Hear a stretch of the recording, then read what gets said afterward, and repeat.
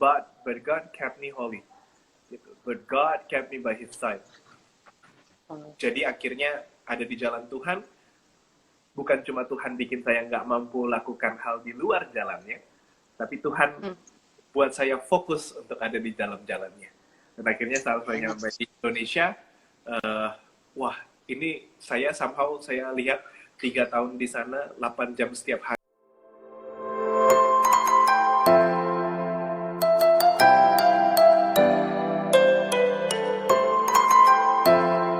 Worship you, God. Okay, Pastor Joseph has joined us, and we're gonna start now.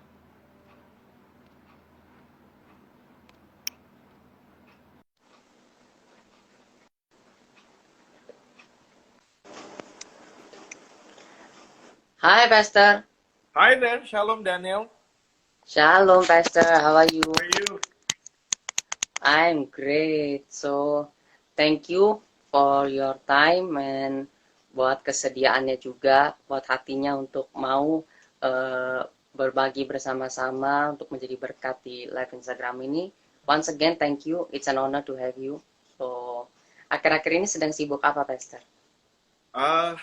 First of all, it's an honor. Thank you very much, Daniel.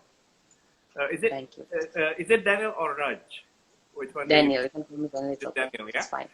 Okay. Yeah. Hi everyone. Yeah, I'm Morris. I'm Joseph Morris. Thank you, Daniel, for the invitation. It's such an honor. Yeah. Yes, kalau tadi nanya lagi sibuk-sibuk apa aja, sekarang lagi paling utamanya sibuk being a dad. Ya, karena my very handsome son just born, ya, sekitar 2 September kemarin. He's so beautiful, ya. Jadi saya senang banget karena newborn saya baru lahir dan hari ini fokus sama dia buat jagain dia, take care of him. Ya, I would prefer not to do so much other stuff. Makanya saya coba singkirkan beberapa kegiatan dan akhirnya lebih fokus ke merawat dia aja. Newborn itu quite challenging, Daniel, but it's very rewarding. Gitu ya. You have to wake up every 1.5 hours. Terus habis itu but after we wake up every 1.5 hours, my newborn, my son, dia suka kasih some kind of soothing kind of experience ke saya. Dia bakal senyum gitu ya. Seneng banget ngeliat dia senyum gitu. Masih belum sampai ketawa gimana, senyum aja gitu. Tapi seneng banget rasanya kalau with my newborn gitu bisa take care of him gitu ya. Jadi seneng banget lah gitu intinya. That's nice. Once again, congratulations for becoming a father. So happy to hear your story. So, Pastor, kan now banyak orang yang mengenal Pastor Joseph ini sebagai hamba Tuhan, pelayan Tuhan, bahkan melayani di sebuah gereja juga sebagai hamba Tuhan. Nah, yang aku ingin tahu nih, Pastor, is it your dream to become what you are today? Atau hanya sebuah kebetulan atau gimana sampai pada hari ini? Cool question, Daniel. Cool question. Asik banget. Pertanyaannya bagus banget, tepat banget. Honestly, it's not. Okay. It has never been. Bahkan kadang-kadang di tengah beberapa waktu, even until now, kadang-kadang masih kayak Tuhan, I don't think this is my dream, gitu. Tapi more than that, saya ngerasa being a pastor, jadi hamba Tuhan, bukan sekedar impian, tapi sebuah anugerah, sebuah kenyataan. I know this is not my dream. I know mungkin bukan sekedar apa yang saya mau, tapi karena ini jadi jati diri saya, akhirnya somehow Tuhan biarkan saya mencintai jalan hidup yang Tuhan kasih ke saya, gitu. I know you might be expecting a story. Do you want me to tell the story about why? Okay. Of course. So, of course, yeah. Okay. So my dad is a pastor. Okay, wow. My mom is a pastor. Pak saya pastor. Bude saya pastor. Opa saya pastor.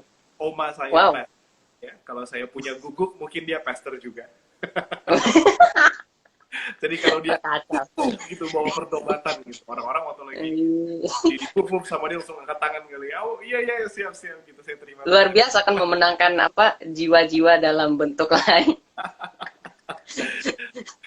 Ya tapi karena itu especially my dad, dia jadi salah Hmm. satu sekretaris, ngomong aja nggak apa ya, sekretaris 3 BPH GBI, dan Wow. ya, jadi dia ngurusin banyak banget birokrasi dan all the Hmm. problems that exist between churches and inside Hmm. churches. Jadi Hmm. setiap kali saya pulang dulu waktu lagi SMP SD ya, Hmm.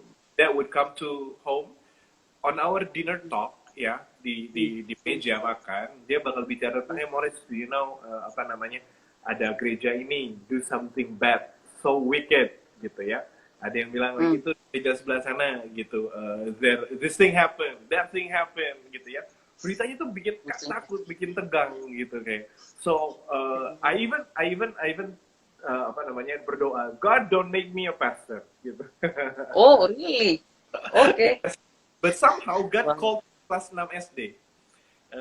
Somehow tiba-tiba guru agamaku datang, aku masih ingat, agak sedikit blur, tapi tiba-tiba guru agamaku datang ke kelas, terus dia nanya, hey, ada sebuah diskusi, tiba-tiba dia ngomong, Hmm. kalian pasti pengen nikah kan? Coba siapa yang nggak mau nikah di sini? Sama tiba-tiba aku angkat tangan, aku nggak mau nikah, aku Hmm. mau kayak Paulus, aku mau jadi hamba Tuhan gitu. Panjang SMP sampai kira-kira tahun 2019 aku berdoa sama Tuhan, Tuhan tarik kata-kataku yang waktu itu, Tuhan jangan sampai lagi, jangan sampai aku nggak nikah Tuhan gitu ya. I still wanna get married Tuhan, oke deh jadi hambamu nggak apa-apa deh gitu ya. And somehow it's so rewarding. Tahun 2016, tahun 2019 karena saya apa namanya harus ke LA, Hmm. akhirnya karena ketemu orang luar, I don't have apa namanya friends to date karena culture-nya kayak nggak cocok. Jadi akhirnya saya jomblo Betul. 3 tahun di situ. Tapi saat Wah. 2011, Tuhan pertemukan saya gitu ya sama a very beautiful lady gitu, Febena Iwan. Wow. Akhirnya saya ketemu dia, dia juga hamba Tuhan ya. Dia sekarang Hmm. fokus di pendidikan, dia guru. Dan akhirnya Wow. pas ketemu bareng-bareng, hey, it's a good thing. We worship God together every night. Gitu. Setiap hari, setiap Yes. kali kita mau ada masalah apapun, ya kita fokus kepada Tuhan. Dan akhirnya gini, hamba Tuhan itu bukan sekedar impian yang pengen kita capai. Buat saya, Hmm. hamba Hmm. Tuhan itu akhirnya jadi jalan hidup yang saya syukuri. Wow. Kenapa? Saya nggak jadi hamba Tuhan, I don't think I could make it di dunia yang begitu sulit ini, begitu keras ini, gitu. Of Tapi course, saat ya. Tuhan, jangan cepet-cepet kita bawa jadi pendetanya ya, gitu. Hmm. Pendeta itu adalah nomor kesekian dari opsi hamba Tuhan, gitu. And I love being hamba Tuhan. Oke, ya, ya, ya, ya, ya. Tapi people know you as a preacher, right? As a pastor. Nah, untuk Yeah. dari tahap menjadi hamba Tuhan, menjadi seorang pendeta, yang pada awalnya you sempat bilang juga, pastor, that God, I don't want to be like a pastor. I don't want to be a pastor kayak papa, kayak mama yang mungkin setiap di meja makan apa ceritanya sampai bisa pusing, sampai bisa banyak, and all of that stuff gitu. Nah, bagaimana ceritanya sampai dari hamba Tuhan biasa tiba-tiba menjadi seorang pastor yang you pun nggak pernah mau pada awalnya? Oh, that's a very long journey. Jadi somehow dulu itu cuma pernah sekali ngomong itu di kelas 6 SD, dan saya nggak tahu apa benar-benar itu mau saya. Somehow itu kayak keluar aja. It's on the tip of my tongue gitu, begitu aja. Tapi yang lebih kentalnya itu adalah akhirnya saya masuk kuliah. I got into secular school di Jakarta, LSPR namanya, London School of Regulation. Saya kuliah di sana, masuk ke Performing Arts of Communication. Somehow nyampe di sana 2 tahun, tiba-tiba ada satu peristiwa lah ya. Akhirnya saya harus nangis di bawah kaki Tuhan. Ya, it happens with my pendidikan di sana, karena saya bayar uang sekolah saya sendiri dari SMA memang. Kuliah saya juga bayar sekolah sendiri. Terus tiba-tiba masuk di situ, I cannot afford to pay anymore. Jadi saya nangis di bawah kaki Tuhan. Waktu lagi, saya ingat banget tahun 2012, saya berdoa di bawah kaki Tuhan. Karena keluarga saya pendeta, jadi ada satu ruangan yang sebesar gudang. Kita nggak pakai buat gudang. Kita pakainya jadi buat ruang doa. Kita taruh kayak satu karpet kecil buat everyone. buat seorang diri di situ, atau nggak bisa berdua. Kalau Daniel pernah ke apa namanya Bukit Doa Getsemani yang di Ungaran, is it Bukit Doa Getsemani? Pokoknya yang di Ungaran nih. I think ya the one ini tuh ya apa Semarang ya, is it? Iya, is it? It is. Oh Yeah. ya, oke.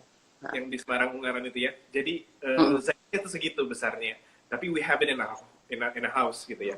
Nice. Jadi waktu lagi saya berdoa di sana, saya berlutut sama Tuhan, I cried, ya, air mata keluar dari mata, dari hidung, dari mulut, dari telinga. Pokoknya udah dramatis banget deh gitu ya. Udah nangis habis-habisan. Ada satu pertemuan yang saya sampai sekarang nggak pernah ngerasain lagi, dan tiap kali saya ceritain ini, I got chills. Tiba-tiba I feel like as if there is a person gitu hug me from the back, peluk dari belakang. Terus shouted, I don't know, he whispered at me gitu 3 times. Morris kembali ke jalanku, Morris kembali ke jalanku, Morris kembali ke jalanku. At that very moment, saya akhirnya, wah Tuhan, jangan-jangan Tuhan pengen aku masuk sekolah teologi ya nih, kayak my mom and dad. Tapi Tuhan tolong jangan. Oke. Ya, and I said, tapi ya udahlah, terserah Tuhan deh. So I close my door. Tepat saya close my door, terus saya doa, tiba-tiba my dad came gitu. Dia nggak pernah datang.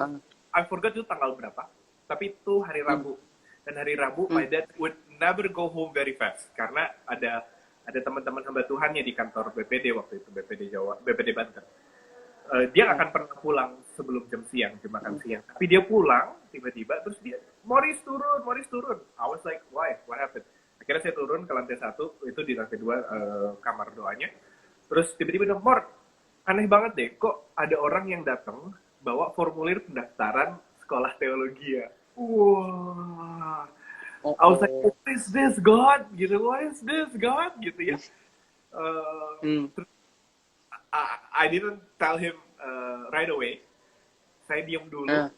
Tapi dia dapat bukan sekedar formulir orang, dia dapat ininya, apa namanya, kalendernya. Tulisannya I love SB, I love Seminary Bethel. Dia taruh di apa namanya, my room. Ya. Setiap kali saya bangun, saya lihat ada kalendernya. Di depannya tulisan I love SB Seminary Bethel. Itu name of the seminary di Petamburan. I love Seminary Bethel. So I woke up setiap hari ngeliatin kalender itu. It's like a calling hitting me so hard. Like, Morris, stop running away. Morris, stop wasting your time. Morris, come on, gitu ya. So I was like, all right, God. I'm tired of running away. Gitu. Akhirnya saya bilang itu kan. When I told my dad, my mom and dad, mereka nangis. Mereka pengennya saya jadi orang yang berhasil aja di dunia musik sekuler ya. Bukan nangis gitu, nangisnya terharu gitu, karena ternyata Tuhan panggil saya buat jadi hamba Tuhan. Akhirnya saya masuk sekolah teologi S1 teologi, tapi nggak langsung saya mengiyakan juga, masih dalam proses. Kenapa? Karena dalam panggilan Tuhan kan kita semua selalu ada dalam proses gitu ya. Kita semua dalam proses menikmatinya, dan akhirnya what really happened adalah abis dari situ kelar S1, saya pikir Tuhan, saya mau lanjutin kuliah komunikasiku yang kemarin di London School of Public Relations. Tuhan malah buka saya jalan, Tuhan dorong saya untuk bisa ke LA. Akhirnya saya ngambil kuliah lanjut di sana, Master of Divinity, untuk teologi lagi di Los Angeles gitu. Ya udah, sampai di tahap itu, I can see how God really work in my life. Ya. And I told God gitu, tahun 2018 sih tepatnya. Saya di sana. Lucu ya, ke LA orang-orang biasa kalau ke Amerika, they wanna feel the hype of, hey, I'm at the top of the world gitu ya. Mereka mau have fun gitu. Tapi saya ke LA kayak ke Israel rasanya. Kenapa? Karena saya jadi kayak lebih dekat sama Tuhan. I was in my moment of solitary gitu. Karena I live by myself di sana. Gitu. Jadi every time I spend so much time in my moment of solitude, berdoa sama Tuhan gitu.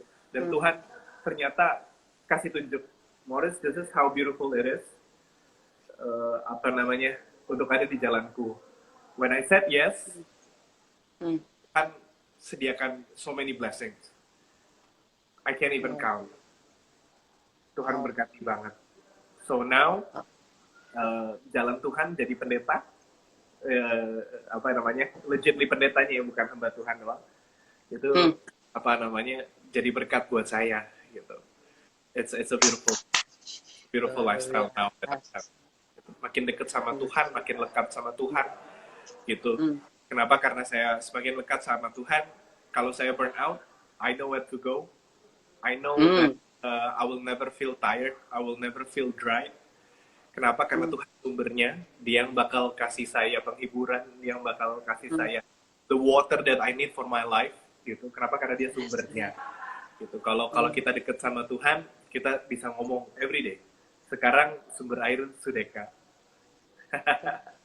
Wow, keren, keren, keren.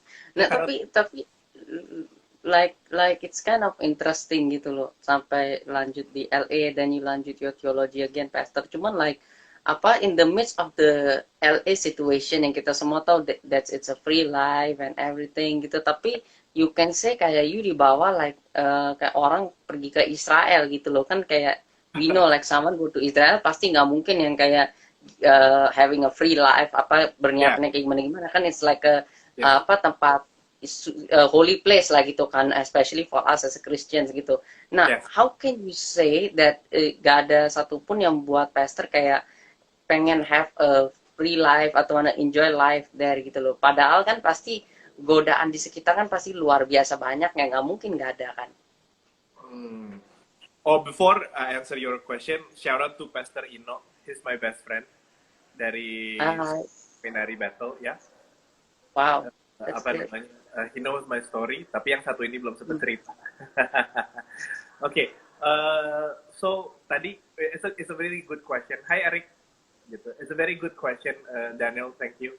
Uh, saya dapat satu statement ini di gereja tempat saya internship di sana, namanya Mosaic Church. Namanya hmm, Pastor Erwin McManus, gitu ya. oke, ya, Dia seorang fashion designer, tapi dia hmm, pendeta. Keren ya. oh, keren Uh, loh. dia fashion designer, dia film producer, dia nulis buku, Hmm, tapi dia pendeta.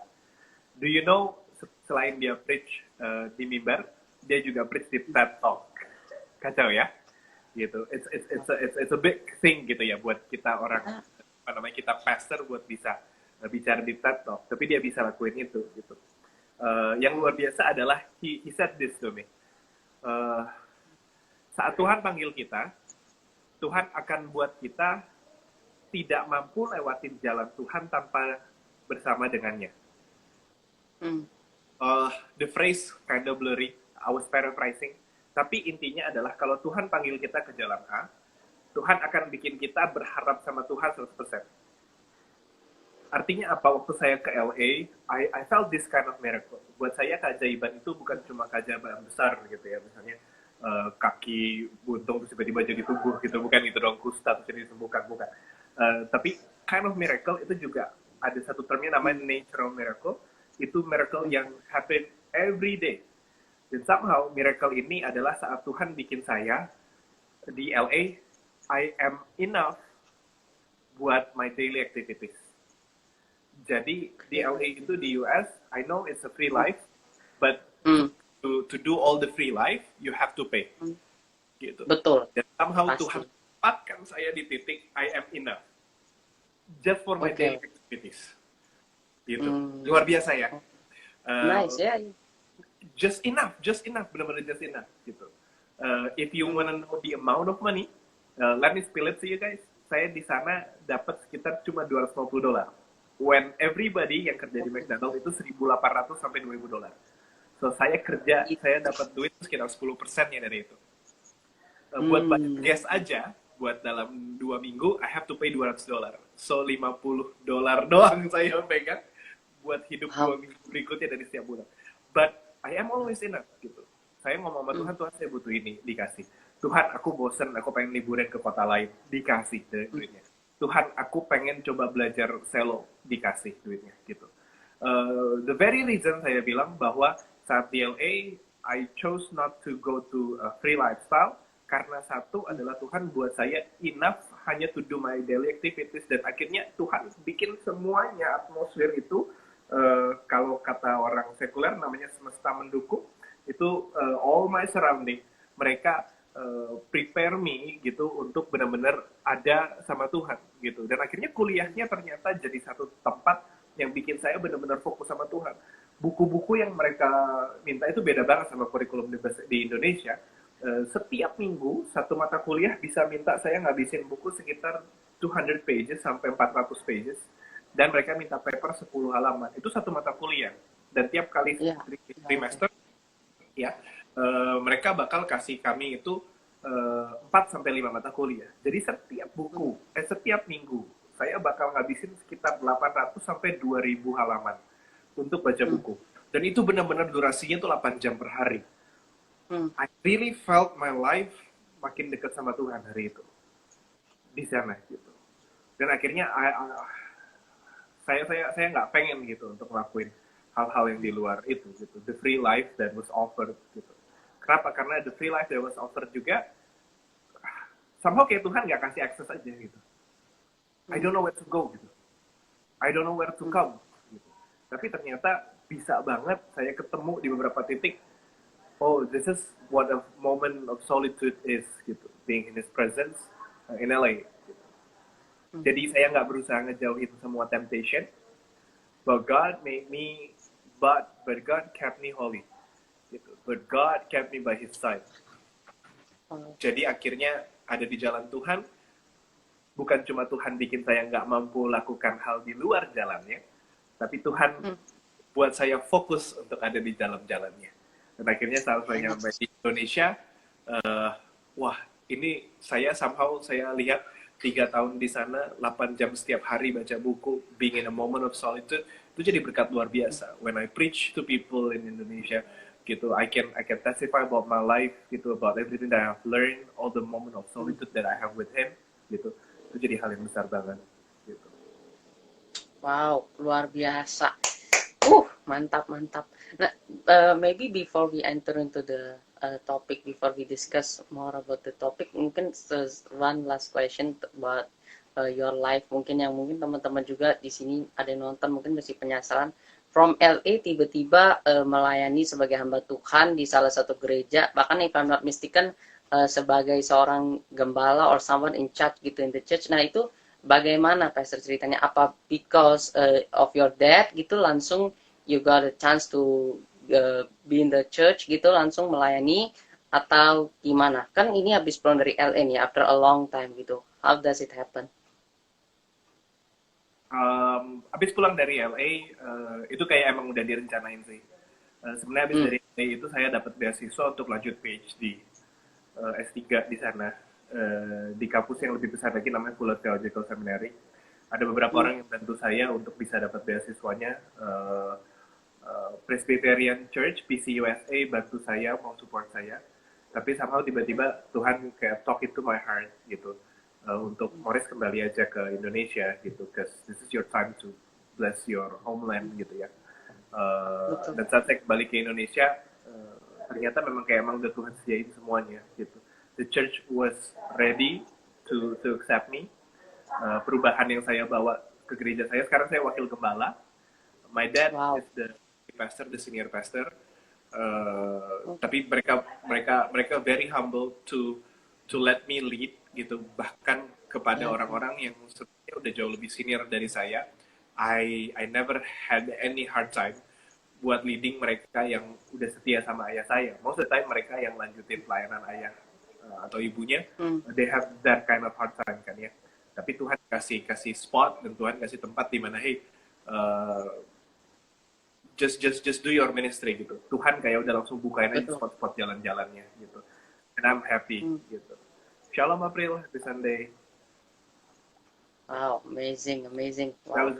So, Pastor, maybe we discuss about expectation. I'm sure this is really relating to what your story dari tadi juga, bagaimana like you are not expecting at all to take a theology from the very beginning. Your expectation was to take another major, a normal major gitu yang gak ada urusannya sama sekali with theology, tapi suddenly your expectation doesn't come to reality gitu. Nah, what do you feel gitu when your expectations does not come into reality? Kan banyak orang kalau apa yang mereka ekspektasikan mungkin dalam doa atau dalam kerinduan mereka, bahkan ketika mungkin mereka pergi ke Bukit Doa di Semarang sekalipun, tapi ekspektasinya mereka itu gak dijawab. Nah, seringkali kan orang kecewa. Now, what do you think gitu? Why sometimes our expectations doesn't happen the way we want it to be gitu?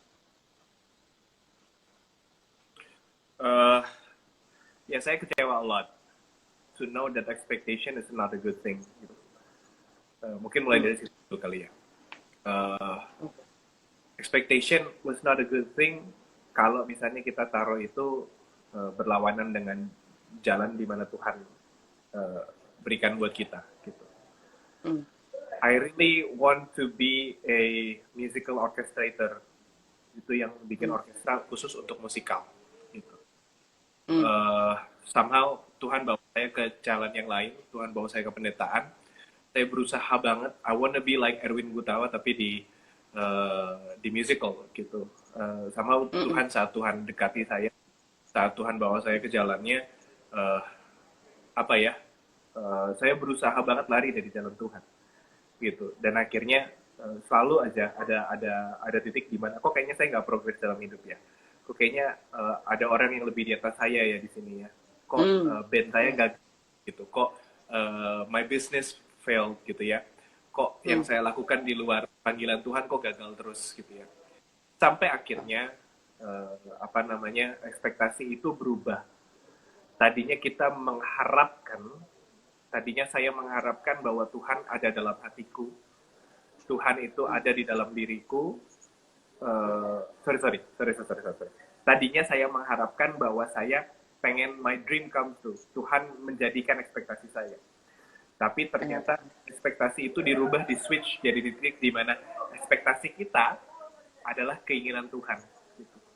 Saat ekspektasi kita keinginan Tuhan, itu merubah banget setiap cara pandang saya gitu. Makanya akhirnya sekarang saya lihat ekspektasi saya selalu tanya sama Tuhan, Tuhan, saya punya ekspektasi. Is it in your path that you have chosen for me gitu?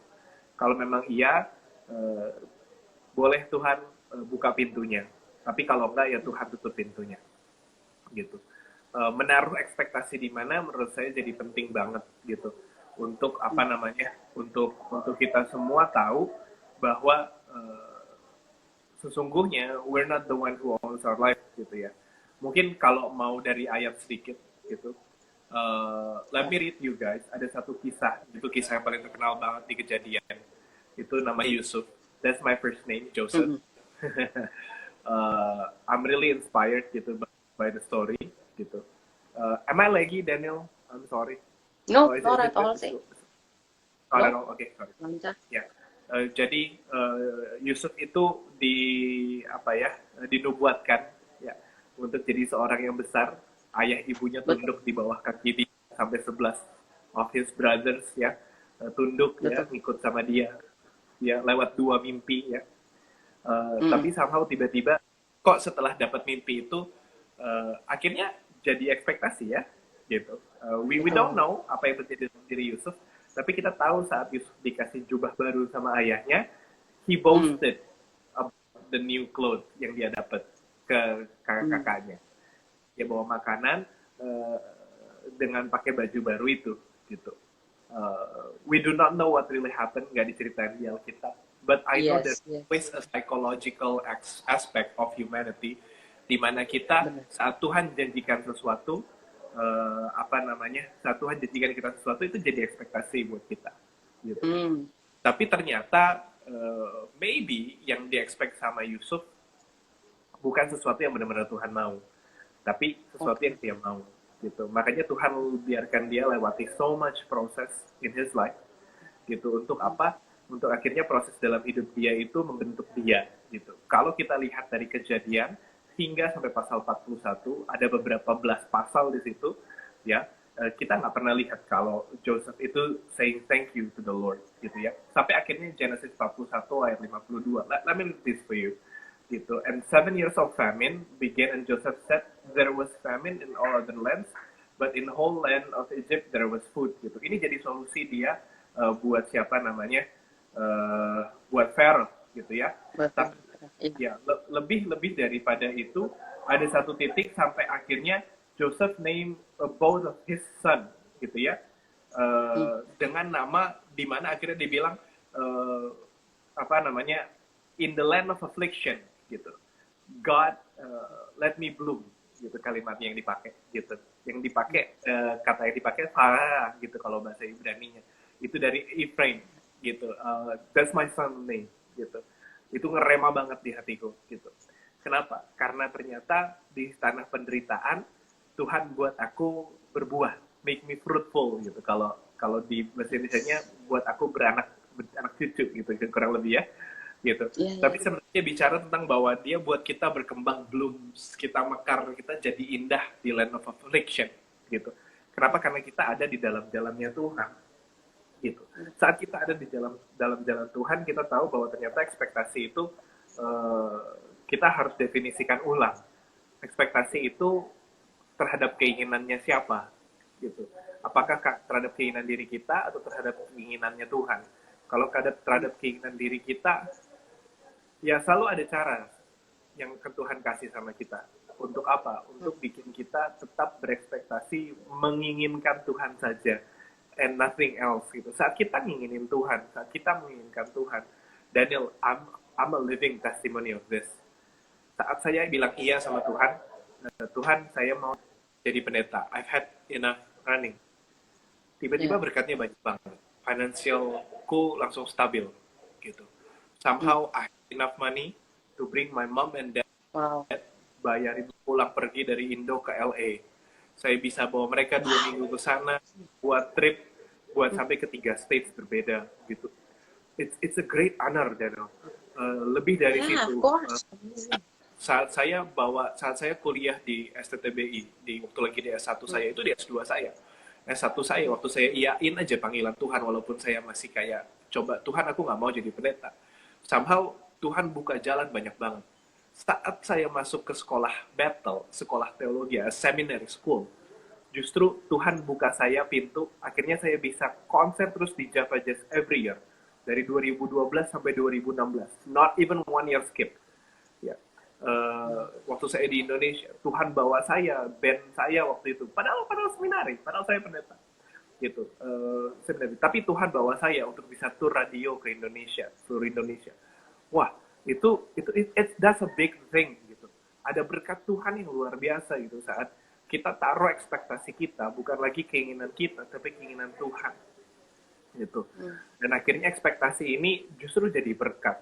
Pada saat di awal so many people are frustrated with ekspektasi dan akhirnya mereka nyerah untuk berekspektasi. Buat saya, buat teman-teman yang mungkin ikut live hari ini, don't give up your expectation. Instead, put your expectation in the right place. Itu di dalam keinginan Tuhan. Wah, itu berkatnya berkat luar biasa gitu. When I expect God will when I expect I will get pacar gitu very soon. Itu nggak dapat, Tuhan nggak kasih. Tapi when I expect God to be close with me, Tuhan kasih a wife. Tahun 2019 I met her, kita LDR ya selama 6 bulan gitu, and it stays ya. Saya ke Indonesia, dia jemput saya di bandara. Oh, it's a beautiful time. Akhirnya I know ternyata Tuhan kasih saya the right woman, the right person, the right partner for me. Gitu, the partner that came from him. Berkatnya malah luar biasa saat kita taruh ekspektasi kita kepada kehendak dan keinginan Tuhan, bukan lagi diri kita, bukan keinginan kita. Wow. So mungkin untuk menegaskan lagi, it's not wrong for a human being to have expectation, or it is a wrong thing. What do you think, Pastor? Kalau cuma pertanyaannya itu, I think the question is incomplete. Gitu. But if you want to focus on that mirror question, I will say it's not wrong to make expectation. Gitu. Okay. The only thing that is wrong is to put the expectation into your flesh needs, flesh will. Gitu. Jadi salah saat kita taruh ekspektasi kepada keinginan daging kita. Artinya kita taruh ekspektasi kita kepada keinginan Tuhan. And that is the time when God will really bless us. Okay. Nah, bagaimana cara seorang manusia yang pada umumnya mungkin sedang berdoa ya, bagaimana cara dia untuk membedakan mana yang sebetulnya menjadi ekspektasi dia dan mana yang sebetulnya menjadi iman. Karena kalau kita lihat di Alkitab juga kan berkali-kali Tuhan Yesus juga bilang, apapun yang kau minta dalam namaku, Bapakku di surga akan memberikannya kepadamu. Habis itu ada berbagai macam ayat lagi juga tentang iman dan lain sebagainya. Gimana cara membedakan iman itu dan ekspektasi ketika seseorang sedang berdoa? Karena banyak orang juga berdoa kan mungkin tidak menyadari bahwa mereka sedang mencampur adukan kedua hal itu antara iman dan ekspektasi. How to differentiate it gitu loh. Differentiate between iman sama ekspektasi. Kenapa? Karena memang ternyata itu jadi apa namanya? Jadi topik yang besar banget gitu. Kalau masalah Lukas Betul. 7 ayat 5 sampai 6 ya. Hmm. Let me take my time buat buka ayatnya. Kalau salah Lukas 17 Yes, sure, of course. ya gitu ya. Nah ini dia. Oke, ayat 6-nya jawab Tuhan, kalau sekiranya kamu mempunyai iman sebesar biji sesawi saja, kamu dapat berkata kepada pohon ara ini terbantunlah engkau dan tertanamlah di dalam laut dan ia akan taat kepadamu gitu ya. Tapi kalau kita mau lihat di atas, ternyata ayat 5-nya unik banget. Lalu kata Rasul itu kepada Tuhan, tambahkanlah iman kami gitu. Tapi pada akhirnya ternyata bicara di sini yang topiknya itu bukan sekedar kita beriman kecil, tapi akhirnya seperti pohon ara. Perumpamaan ini berkali-kali diekspos sama hamba Tuhan. But this is my take gitu ya. Iman sebesar sawi itu artinya iman dalam bentuk biji sebenarnya gitu. No matter how big, no matter how small, no matter how much ya, no matter how few, no matter how less gitu ya di iman kita gitu. If we put it di dalam, kita tanam itu di dalam kehendak Tuhan, Tuhan yang akan beri pertumbuhan gitu. Wow. Jadi membedakan iman sama ekspektasi, back to that question gitu, kita lihat di situ gitu. Kalau kita ekspektasi, kita langsung minta sesuatu secara konkret. Kalau mungkin I don't anakku masih belum cukup besar, tapi aku suka pakai perumpamaan ini. Mungkin saya kali dulu waktu kecil, saya pengen sama ibu saya makan permen waktu itu ya, dan saya waktu di supermarket, saya minta sama ibu saya, mau permen gitu, mau permen gitu ya. Tapi di supermarket kan bisa ditaruh, ambil permennya kan, tapi ditaruh di keranjang toh. Gitu. Kita belum, jangan makan dulu sebelum sampai kasir gitu. Although sekarang ada beberapa lakukan itu, nanti bayar di kasir, ya udahlah ya. Gitu. Tapi nanti dulu sabar, tahan gitu ya. Oke, dibeliin, disiapin buat kita, tapi tahan dulu gitu. My expectation kalau saya sebagai anak kecil itu, saat saya minta permen itu, sama kan nggak apa-apa, pengen sesuatu ya. Iman juga loh. Kita pengen Tuhan kasih permen, misalnya di contoh anak kecil ini. Kita pengen sesuatu kan. Intinya beriman dan berekspektasi, kesamaannya di mana? Kita pengen sesuatu. Ada keinginan untuk dapatkan sesuatu, baik itu diri kita atau di luar Tuhan. Gitu ya. Itu kan dapat sesuatu. Tapi kalau ekspektasi, kita akan minta itu ya, dan kita punya semua standarnya detail ya, dan kita rasa kita tahu itu kebutuhan kita gitu, padahal ternyata itu keinginan kita. Tapi kalau iman, saat kita pengen sesuatu, kita serahkan itu kepada sumbernya, kita serahkan itu pada mereka yang ngasih ke kita gitu. Karena kita tahu itu bukan milik kita, karena kita tahu itu belum jadi punya kita, ya kita harus, kalau iman ya, kita bertahan, kita nungguin, kita sabar untuk pemiliknya ngasih sama kita. Tapi kalau ekspektasi, kita minta now, ya, dan kita mau itu langsung jadi buat kita, gitu. Karena kira that what hurts us, gitu. Tapi kalau kita taruh ekspektasi kita di dalam Tuhan, itu jadi iman, gitu. Di saat itulah jadi iman, gitu. Ekspektasinya berubah jadi iman, karena kita tempatkan itu bukan lagi di keinginan daging kita, tapi kita tempatkan di keinginan Tuhan. Saat itu ekspektasi itu jadi iman. Saat kita tanamkan biji sawi itu ke dalam sang sumber. Biarkan dia kasih pertumbuhannya, biarkan Tuhan yang kasih pertumbuhannya. Sampai di titik Tuhan tahu, itu yang kita butuhkan. Kita akan bersyukur luar biasa sama Tuhan, karena Tuhan beri kita di waktu yang tepat. Gitu. Kenapa? Karena Tuhan lebih tahu apa yang kita butuh dibanding kita. Kita cuma tahu apa yang kita mau. Tapi apa yang kita butuh, Tuhan yang tahu. Gitu. Tadi saya back to my statement. Jadi boleh nggak berekspektasi, gitu ya. Buat saya, mungkin kalau kita mau dikotomikan antara ekspektasi sama iman, kalau kita dikotomikan ya jangan berekspektasi tapi beriman. Tapi kan keduanya intinya sama. We want something. Ada sesuatu yang kita pengen dapatkan. Gitu. Sisanya, do we have the magnanimity of heart? Do we have the patience gitu ya di dalam Tuhan? Untuk apa? Untuk percaya sama Tuhan. Makanya biji sesawi itu bicara tentang kita tanamkan kepada Tuhan, biarkan Tuhan yang beri pertumbuhan dan akhirnya apa namanya terjadi gitu, mujizat yang besar buat kita gitu. Terjadi gitu, apa yang Tuhan ingin untuk kita dapatkan, terjadi apa yang ingin Tuhan lakukan buat kita gitu. So buat saya mau iman, mau ekspektasi, mau didikotomikan atau disamakan, nomor satunya let's get back to the the root of the problem, let's get back to the root of the definition gitu. Kita pengen keinginan kita itu kita letakkan di mana, di kaki Tuhan atau di tangan saya gitu. Simple deh. Kalau bisnis aja, I got into pasar saham beberapa tahun lalu. Saya coba dikit-dikit ya. Kita tahu di pasar saham aja we have to plan what we have. Kan? Betul, ya. Kita nggak bisa kalau gue mau kaya gitu ya misalnya kalimat. I want to be rich right away. Kita nggak bisa minta pasar langsung kasih kita duit kan? Nggak bisa, ya. We have to plan the money. Kita harus taruh uangnya kepada sumbernya. Sumbernya apa ya? Pasar sahamnya. And we have to trust their process. Gitu. Saat kita trust their process, ya, nanti akhirnya akan return ke kita sesuai dengan proses yang dialami di pasar saham.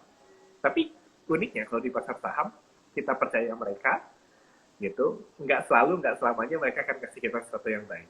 Nggak selalu selamanya mereka akan kasih kita apa yang kita butuhin dan apa yang kita mau. Iya, betul.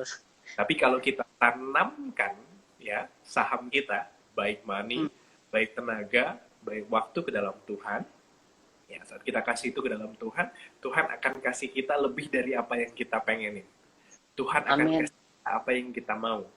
I talk to God waktu di LA. Tuhan, aku pengen bawa 2 orang tuaku ke LA. Gitu ya. Ternyata lebih dari itu.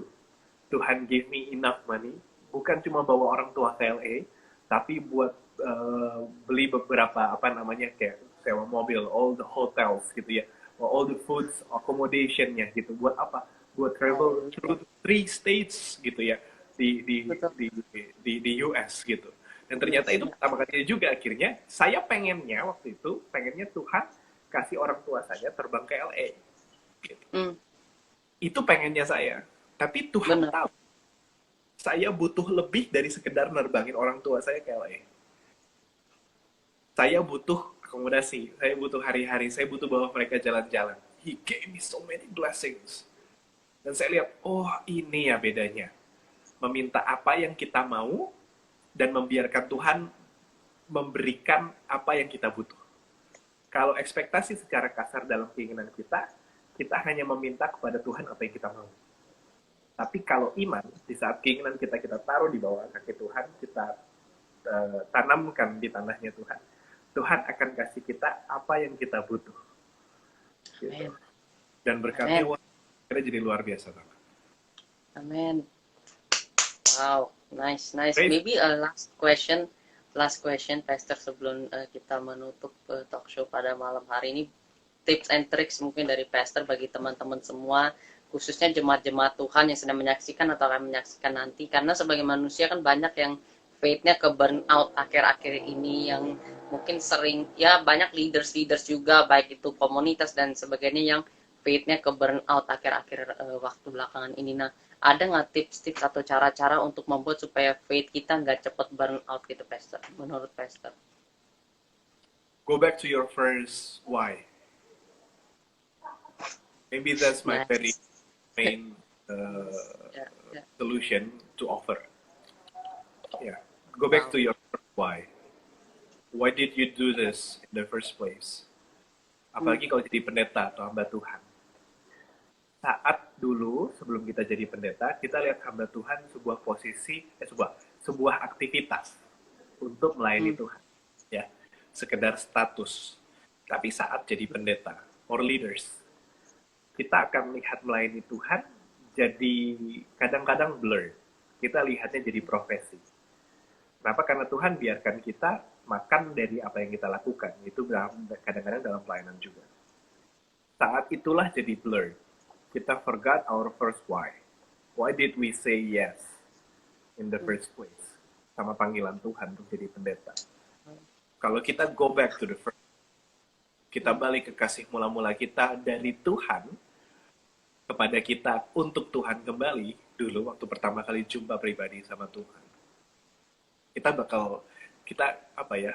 We will feel charged gitu. Bakal ada the raising of motivasi, raising of healing within our souls gitu. Kenapa? Kalau yang namanya faith bisa burn out gitu ya, saya rasa itu bukan faith. Saya rasa it's your job. We only get burnt out in our job. Kalau kita jadikan pendeta sekedar job, sekedar profesi, yes, you will get burnt out. Tapi kalau you know it's your faith, that's your lifestyle, that's who you are. People with passion who work in the place that they want to work at, atau mau berkarya di tempat yang mereka mau, they will never get burned even though they don't have money, they don't have enough energy left. Mereka capek, they won't get burned out. Burnout is a condition saat ekspektasi kita tidak bertemu dengan setiap yang kita inginkan. Gitu. Saat ekspektasi kita tidak bertemu dengan apa yang kita inginkan. If we put ekspektasi di dalam Tuhan, that would become iman, that would become faith. That's when the time we know we can be patient enough, kita bisa berserah penuh sama Tuhan. Coba balik lagi the first why. Kenapa kita burn out? Mungkin capek pelayanan hari-hari, apalagi leaders dalam kekristenan ya. Most of leaders nggak punya teman, nggak punya sahabat. Gitu. Betul. They don't have people to share with. Gitu. Betul. Kadang-kadang dan apalagi culture Indonesia, if you share your problems with other leaders, kadang gossip spread among. Bocor langsung. Ya, gitu. Dan jujur, even me myself, I choose not to punya some kind of other leader to share with. Other leader to share with, saya hanya akan lebih share kepada visi yang Tuhan kasih ke saya, atau the fire that I want to do in some kind of ministry. Itu yang saya share. Tapi my problem, I will only put it under God's feet. Not even to my wife. Saya pengen saat saya ketemu sama my wife, I always want to be in my best version. Saya mau berkati istri saya, tapi hanya kepada Tuhan, disitulah saya letakkan setiap keletihan saya. Gitu. Pertanyaannya, kalau faith-nya burn out, jangan-jangan udah nggak pernah mau monosolitude, jangan-jangan tentunya udah jadi rutinitas, jangan-jangan baca Alkitabnya nggak lihat Alkitab kata-kata Tuhan sebagai kata-kata buat kita, buat sebagai rema, tapi jadi observasi untuk bahan khotbah berikutnya. Betul, benar-benar. Kan waktu lagi melayani jiwa-jiwa, kita lihatnya cepet dong selesai gitu, gue mau istirahat gitu. Jangan-jangan kita nggak ngelihat lagi Yesus yang lagi kita layani gitu. So again, the very solution that I want to give, I want to offer, go back to your first why. Saat kita go back to our first why, Tuhan akan bukakan semua reason, semua media. Kita akan lihat lagi kenapa sih dulu kita semangat. Saat kita balik dulu kepada kenapa kita semangat. Let's take that reason. Setiap orang beda-beda ya semangat dalam melayani Tuhan. Setiap orang punya alasan yang berbeda-beda buat melayani Tuhan. Benar. But at the end of the day, go back to your first why, and you will find God. So you will never get burned out. Amen. Amen. Wow. Wow, what a wonderful sharing, Pastor. What a wonderful testimony also from you. Mungkin atas nama semua yang nonton dan atas nama diri aku pribadi, I would say a big thank you for your time, for your sharing, for your heart. Appreciate it so much. It's really an honor once again for me to have you tonight, and I'm so blessed. Aku yakin teman-teman semua yang sedang melihat juga atau yang akan melihatnya nanti juga pasti will feel blessed dengan sharing kita. Mungkin before I humbly ask you to close us dalam doa, mungkin aku sedikit aja rangkum pembicaraan kita supaya menjadi semakin sebuah peneguhan bagi teman-teman semua yang menyaksikan pada malam hari ini. Jadi teman-teman semua yang aku kasihi, just a little bit of rangkuman aja dari seluruh pembicaraan kita. Aku sangat percaya bahwa kita sebagai manusia perlu ada time di mana we feel enough. Seringkali kita nggak feel enough dalam kehidupan kita, kita maunya more, more, and more, tapi ada saatnya di mana kita sebagai manusia, we need to feel enough with what we have. We need to feel enough dengan semua yang telah Tuhan percayakan. Jangan menjadi manusia yang greedy. Dan yang kedua adalah mempunyai ekspektasi tidaklah salah, karena sebagai manusia kita pasti ada keinginan kita, tetapi kalau kita membawa itu ke dalam sebuah paksaan ketika kita sedang berdoa, itu menjadi sebuah hal yang salah. Karena itu pastikanlah iman dan ekspektasi kita tertanam di dalam Tuhan, dan biarlah Tuhan sendiri yang menjawabnya dalam waktunya Dia. Dan yang ketiga adalah kalau kita mungkin akhir-akhir ini sedang burn out, pastikanlah kita mempunyai hubungan yang baik dengan Tuhan. Perbaiki dulu diri kita sama Tuhan seperti apa. Dan mungkin jika kita selama ini mungkin hanya melihat Alkitab sebagai sebuah dongeng atau sebagai sebuah cerita atau sebagai sebuah buku observasi saja, kita mungkin harus merubah cara pandang kita, melihatnya menjadi sebuah firman, sebuah surat yang benar-benar ditujukan dari Tuhan untuk diri kita pribadi. Maka it's gonna be a life changing for us just by reading the word of God itself. So Pastor Joseph Moritz, dengan segala hormat boleh aku minta berdoa bagi kami semua pada malam hari ini. Okay. Again, Daniel, thank you. I appreciate your time. I appreciate the invitation. Thank you for everyone who's watching and who's going to be watching. May God bless us. Let's pray. Dear Heavenly Father, we are honored. We are thankful, Lord, for your love in us and with us. Terima kasih Tuhan karena hari ini kami bisa bersama-sama untuk have this live Instagram. Kami percaya Tuhan ada bersama dengan kami di dalam hati kami, Bapak. Kami berdoa biar kiranya Tuhan terus ada dalam kami, Bapak. Dalam setiap musim hidup kami percaya Tuhan bahwa hanya Kau yang akan membiarkan kami, Tuhan, untuk dapat mampu berjalan di setiap musim hidup kami. Oleh karenanya, Bapak, satu yang kami minta, terus bersama dengan kami, Bapak, terus ada dalam hadirat. Biarkan kami terus ada dalam hadirat-Mu, Bapak. And I'm praying for all the hurts, all the burnout hari ini, Tuhan. God, I'm sending blessing. God, I'm sending anointing. I'm sending wisdom of you, Lord. So that all of us who feel burned out, Lord, kami percaya, Tuhan, there is a miracle of healing, Tuhan, within all of us. To heal our souls, to heal our pain, Tuhan. And even more than that, Tuhan, you will give us what we need more than what we want. Karena Tuhan ada bersama dengan kami. Hari ini berdoa khususnya untuk Daniel, biarkan dia jadi berkat, Tuhan, untuk banyak sekali Tuhan jiwa-jiwa. Kami percaya Tuhan, you have chosen him. Oleh karenanya Tuhan, Kau akan berkati Daniel terus, Tuhan, untuk jadi hamba-Mu dan berjalan di depan-Mu. Terima kasih Tuhan, we surrender everything in you and all the days in you. Thank you Heavenly Father, in your precious name we pray. Hallelujah. Amin. Tuhan, kami memberkati hamba-Mu Pastor Joseph Morris yang telah melayani kami pada malam hari ini. Tuhan, we speak blessing into his life, into his ministry, into his family, Lord. We pray, Lord, biar melalui kehidupannya nama-Mu dipermuliakan. Berkati setiap pelayanannya, Tuhan.